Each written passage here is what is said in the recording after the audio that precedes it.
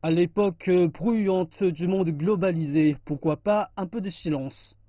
Erling Kag et Bush Ousland pensent que nous pourrions tous essayer maintenant. Quand ces explorateurs norvégiens sont devenus les premiers à atteindre le pôle Nord sans assistance en 1990, souvent même le vent était absent.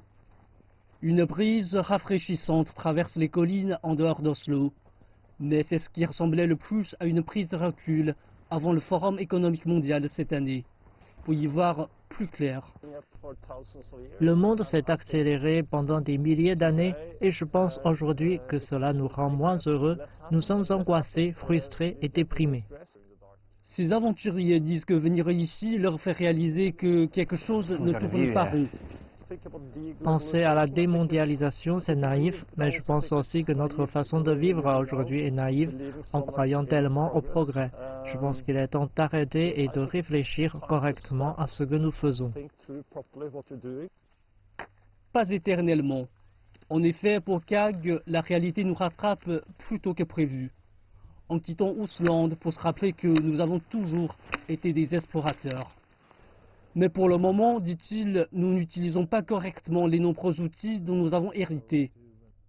Ces jours-ci, ces inquiétudes sont largement partagées, avec même certaines personnes au cœur des cercles de pouvoir qui demandent est-ce que la croissance économique tout seul, c'est assez? Qui sont les gens qui en bénéficient? Oui, il y a des millions de personnes qui sortent de la pauvreté en Chine, en Inde et en Amérique latine, mais dans le monde occidental, il y a beaucoup de personnes à bas et hauts revenus qui semblent dire « je ne me sens pas mieux ».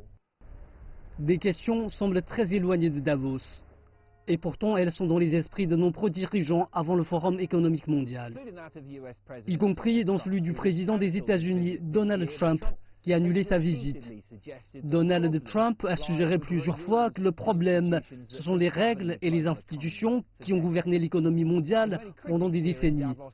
Ces nombreux critiques ici à Davos pourraient ne pas être d'accord, mais la plupart reconnaissent que quelque chose doit être réparé.